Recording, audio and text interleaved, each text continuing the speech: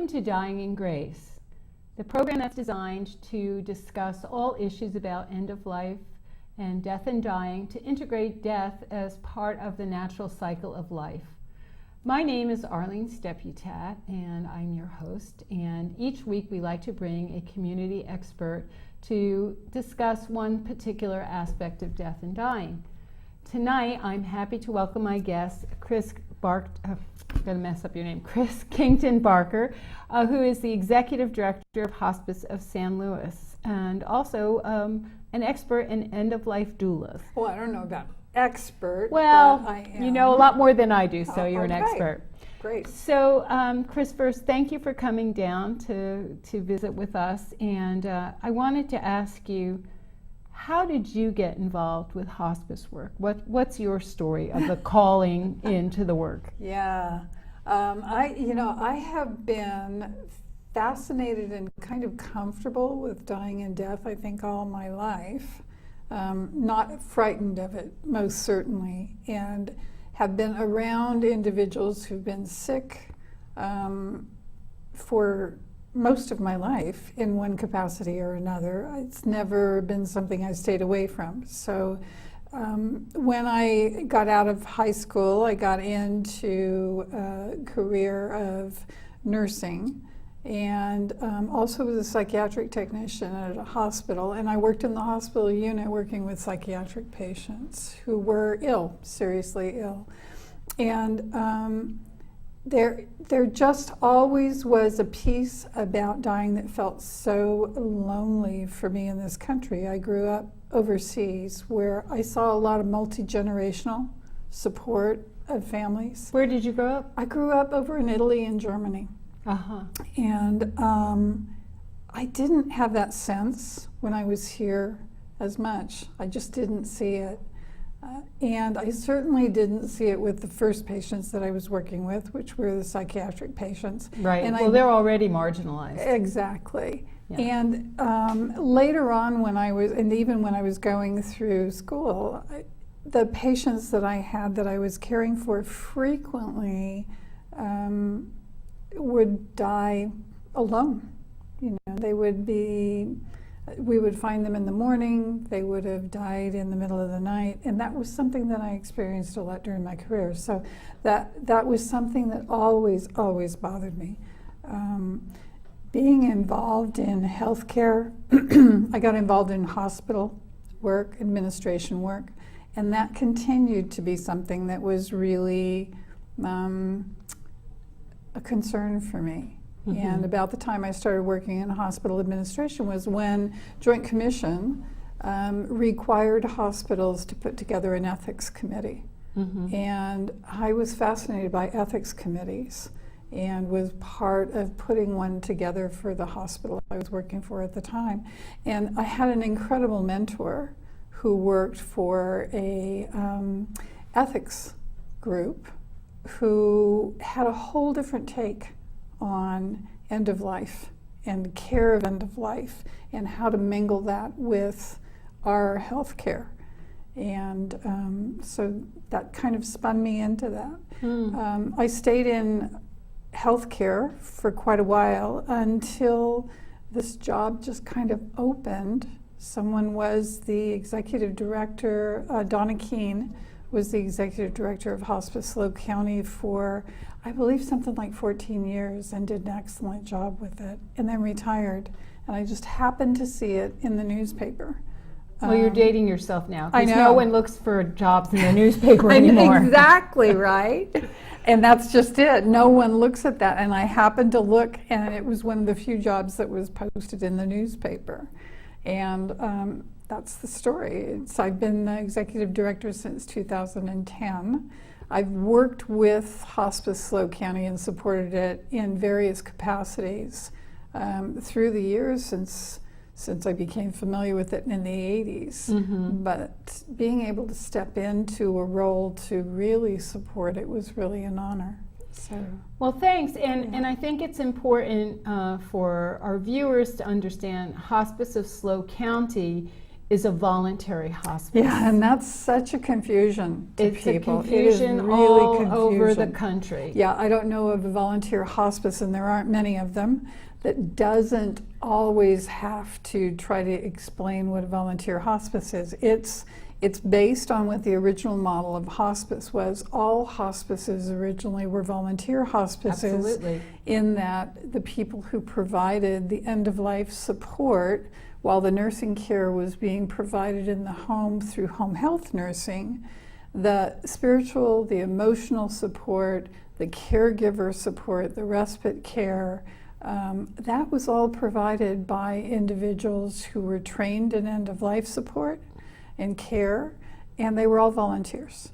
And no one got paid for it. People did it out of their heart, and they did it as an adjunct to the nursing care and the medical care that was being provided. And the focus of it was that family units are the patient in end-of-life care. It's no longer about cure. It's about how do we move forward in a way that we really start to focus on what things are important as a life comes to an end, which is very different when we're trying to focus on keeping a life going. Right. And our organization, and you have one here in Santa Barbara yes, too. Hospice of Santa Barbara is also a voluntary hospice. Exactly. And there are probably 25 left in the country. Wow. I've done quite a bit of work. Actually, I think there are 42 all total nationwide that are still volunteer hospices. Yeah. And well, I want to, let me just interrupt you 1 second, because that whole essence of the volunteer hospice is my understanding of why Medicare required volunteers, mandated volunteers in the medical model that they fund, which is the other one, and the one that most people probably have experienced, that has a doctor and a nurse and a team and requires a doctor's referral to get on services. Correct. But they require volunteers, and it's because of the roots of where hospice came from that they wanted to have that. They wanted to maintain that presence within. And that call, the service, not just driven for, not that the people, anybody that works in hospice is called. I mean, let's face it. Absolutely. There's a lot of places you can go. It's not. Yeah. But there's something special, I think, about people that come to the bedside purely in service. Yeah. Purely in service. I mean, volunteers just bring that to any organization. And volunteer hospices, you know, they frequently have volunteers that do this for years and years and years. It's not uncommon to find volunteers that have been doing it 10, 20, 30 years. Yes. And it's, it, like you said, is a calling, and that's not to downgrade whatsoever the medical model hospice. The two of them work hand in glove, and our hospice works in a county where there are 3 medical model hospices, and we work in tandem with them. We add an additional layer of support. Because a medical hospice, it has some limitations in terms of when they can start to provide services to the client. That's right. A volunteer hospice can provide services at time of diagnoses. So it doesn't mean that the person has, at that point, they may have a diagnosis that is life-limiting, but it may not be that it's immediately terminal. Right. So it may be that a volunteer hospice is with somebody and providing support for them for years. Right, right. And just for our viewers, a medical hospice requires that the prognosis is doctor referred and it's 6 months or less. And so it's a whole different ball game. And just to clarify for the viewers that are local here, that we too have a voluntary hospice. That's Hospice of Santa Barbara. Services are free, and psychosocial support, bereavement counseling. But when the doctors and nurses are required, then we also have 3 medical hospices in our community, 1 nonprofit and 2 for-profits in our community currently.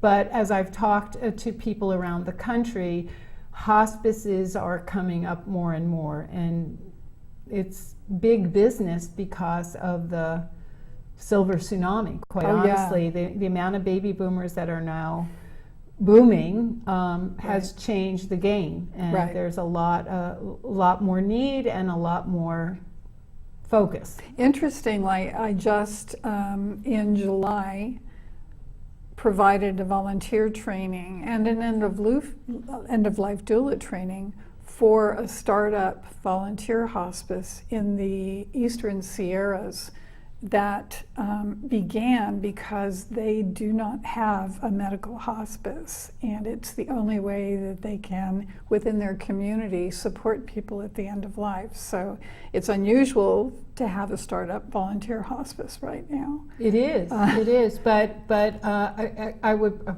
presume they're in a kind of rural. They're very rural, And that they have an becomes a problem. aging community that is retiring and going up into that area to retire and don't have the support, and they want to die at home. Right, Yeah. right, and of course that are the statistics. That's the statistic. Most of us do want to die at home. There's Right. very few. Nobody signs on for like keep me on a ventilator till I can't. Till the body stops. I mean, that's not what people really want. But sadly, a lot of people end up doing that. Yeah. So this end-of-life doula, you just said that. Mm-hmm. For our viewers that might not be familiar with that term, doula, I understand, is similar to a midwife, which I often think of as the birthing process. Right, a birth doula. There actually is a birth doula Right. that's been around for a number of years, and it is an individual who's non-medical, who serves a woman who is in childbirth. Prior to being in childbirth, helps the woman plan for their childbirth in what they want to have happen, with the understanding that, like death, birth is the same thing. You plan for what you want, and you get what you get, and you go with that, and you make adjustments to it. So a birth doula helps the woman prior to her labor, during her labor, and then afterwards in doing some adjustment. And a death doula or an end-of-life doula is the same thing on the other end of life. So it is, again, someone who fills in the gaps. There is a gap in our healthcare system, even with home health agencies, palliative care, and medical hospice agencies. There is still a gap for families who frequently are unprepared for the end of a person's life, to support them and to be with them, and also to be supported when dying occurs. Frequently, illness has gone on for a prolonged period of time. They're exhausted. They're absolutely exhausted. In this day and age, more people are spending a lot more time on avoidance of dying. So there's a lot of energy around treatments and medical visits and what to do next and what kind of treatment is next, and an experimental treatment, and really that becomes the essence. But when those things run out, and when that cure is no longer the thing sitting in the table, you have people who just don't know how to move to the next step. They're exhausted. They don't know how to talk about anything other than what do we do next for treatment. And they need a lot of time and a lot of resources. With being on a medical hospice or a home health, the nursing staff, the staff is not there 24/7. And that is often It's the fallacy that people... right, because they hear it available 24/7. Available, and you can call 24/7. Right. A nurse will come out at 3 o'clock in the morning Sure. if you're having a pain crisis. Sure. They're not staying until 6 a.m. No. That is the fallacy, because people hear 24/7, and you're right, they're terrified. And I also And exhausted. well, and I just want to speak to the other side, because I've heard of these cases as well where someone also has something that's not quite right, and surprise, you've got pancreatic cancer and you've got 2 months to live, and so then that's like, What? Exactly. Yes. So there's the shock. So you have the people that are exhausted because they've been dealing with a chronic Right. illness, and then you have the other people Right. who, or they have a child or a teenager, and all of a sudden we find out, Yeah. or anyone, but Right. but all of a sudden there's this surprise diagnosis, and life is no longer the same. No, and how do you even wrap your head around that? Right. You know, how do you even begin to talk about that? When surveys are done and individuals are talked with as they're in their dying, as they've received a terminal diagnosis, some of the things that they worry most about, frequently pain and suffering is on the top of the list, but another huge concern is being a burden to family. Yeah. And burden to family is not only financial burden, although that comes into play, it's being an emotional burden to the family. So we find that frequently families start to withhold. They withhold feelings, they withhold conversations, and they can go down that road of the individual dying and miss opportunities to share time with one another in a way that can be so precious. And without that being shared, it can lead to some intense grieving Right. at the other end of the spectrum for the people that are still left behind. So there's a missed opportunity for the dying, and there's a missed opportunity for those that are living. And there's no time when I'm delivering care as a medical hospice nurse to spend a lot of time focused on that. I have a number of patients that I'm caring for, and I need to make sure that I'm doing a good job at that. And that's true for the other members of the interdisciplinary team as well. Everybody's Absolutely. carrying a caseload. Social and workers, social workers, even the chaplain, you know. Everybody. So the doula fills in. The doula fills that gap. So in our program, the doulas work with medical hospices, and sometimes we have clients who are not on a medical hospice, they're on a home health service. They may still be receiving palliative care. It gives us a chance to begin to have some of that work, some of those conversations started. It gives them an opportunity to begin to open that dialogue with the families, with the loved ones and the individual on their own pace. By having the presence and the time and the ability to go back for multiple conversations on the schedule that the individual needs, that the dying needs. During that work of summary and really kind of helping the person to define their life and wrap their life, we find that frequently what happens is that there is a longing for people to really at that time hear and think and understand what meaning did my life have. Right. There's no more time for the roles or the posturing or the bravado. No. You want to get down to it. Yeah, and when you get down to it, is there going to be a spark of me left when I'm gone? So legacy work and being able to not only do that for the dying, but to do that for the living too. Right. Again, that helps with some grief work at the other end of the spectrum. The vigil work, having someone be able to plan their own dying, there are so many things that people lose control of as they become ill and infirm, and they lose more and more of it all the time. Sure. Their world gets so narrow.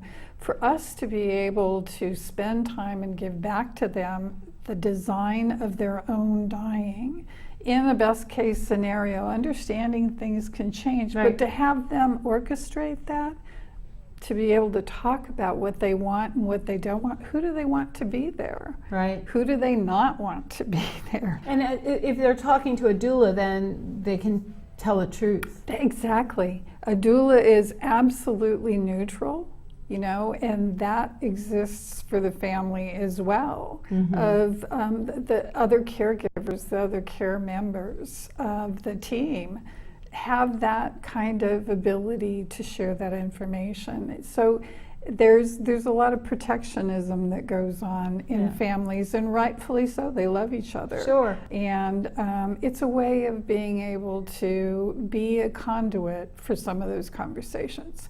In planning the vigil too, it's understanding that the doula will assist in making sure that those things, to the best of the possibility that they can be carried out, will be carried out. It's entrusted to that. And also understanding that the burden won't be on the family to do that. Right. So you are actually a trainer. I am. Of doulas. Mm-hmm. Can you explain to us how you got involved in that? I mean, clearly end of life's your passion. How is it that you got involved? And what do you train people to do? I mean, it's a great topic and we get a sense of it, but how do you train people to do some of that stuff? What is that? What's involved, and who would be a good candidate? You know, for us, I started because we had vigil volunteers who were sitting with the dying as part of our hospice agency and work. And it was really important, the work that they were doing. And I really felt like there was so much more that could have been done for the dying individual and the family that we were not doing, and nobody was doing. Mm-hmm. The kinds of stuff that I just mentioned to you was left undone, unsaid. And so I read an article that came out of the Huffington Post, and it was about end-of-life doula. And the word just hit me, end-of-life doula, because I had been, in my mind and also in speaking about end-of-life, comparing language and what I saw and experienced when I sat with people as they were dying. The process to the is process it's the reverse problem. Yes, I often, I mean, I know of vigil programs, and I always think of the midwife, the birth midwife brings the baby, the body in, and the end-of-life midwife, death doula, helps the body, helps that person leave. Absolutely. You know, and the things are, you know, some of the same breathing and incontinence. I mean, it's very similar. Very, very similar. So when I read that, and I read about an organization in New York where the individual who'd started the organization, Henry Fusco Weiss, was a social worker that had been doing a lot of work with a medical model hospice for years. He took a training actually as a birth doula because he wanted to see, his theory was the same, and he had a theory that really was something that needed to happen at the end of life, the kinds of things we discussed. He put together a program and implemented it in, I believe, 2004 in a hospital that he worked in with end-of-life doulas, doing the kind of work that he felt really helped to not only empower the volunteers to have more input and access to the family, but empowered the family to have more access to one another. And it filled in that gap. And I reached out to him and said I was really interested in finding a way to bring this to us in California. I managed to find a grant, and I used the grant to bring Henry out, and we did our first doula training in 2015. So it's relatively new. It's relatively new for us, and it's relatively new in terms of really kind of taking this broadening stance. There have been people that have been doing this work forever. In communities, in rural areas. It's not a new thing. It's kind of reclaiming what we've always known. What's been happening, We're taking it back from a medical model of dying is a natural thing, and we've so medicalized it. It's become an event. Well, the dying is not the medical event. Dying's the natural event. And it's the process. It's the process of that. And you know, the other thing when you were talking about when you choose not to pursue any more treatment, so the cure is off the table, but the healing is not. No. There's so many ways that people can heal, the rifts, oh yeah, and it can be beautiful. Oh my gosh, yeah. And that's really, to me, that's my definition of a good death. Yeah. You know. And when you talk about how do we train people, I mean, one of the things is to help them understand some of these processes for individuals. The other is that our training is very interactive in terms of allowing, not only giving didactic information, but allowing them to have practice at it and to experience also some of what they need to experience in order to really have a better understanding. But more than that, every person that they're with in their dying is their teacher. Yes. So honestly, that's where people become better and better and better, and they're always students. INELDA, or the International End-of-Life Doula Association, that I work with and that Henry founded with his two partners, Janie and Jerry, are it's based on the fact that we also believe very strongly that there needs to be a lot of support for people after they take the training. That's just the first step. Right.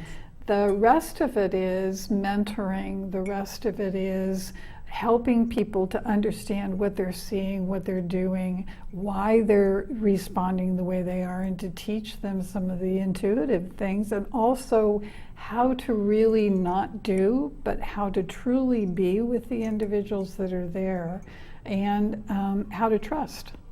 Well, that's definitely the lesson. To be and to trust is a lesson we can all take. And Kris, I just want to thank you so much for being here. We could go on for hours, but I wanted to first invite you to sign our book of Living Love. If there's a name of someone that you would like to remember.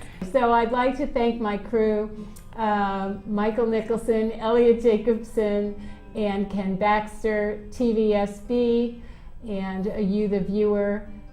You can follow us on Twitter and watch us on YouTube at Dying in Grace. Thanks so much.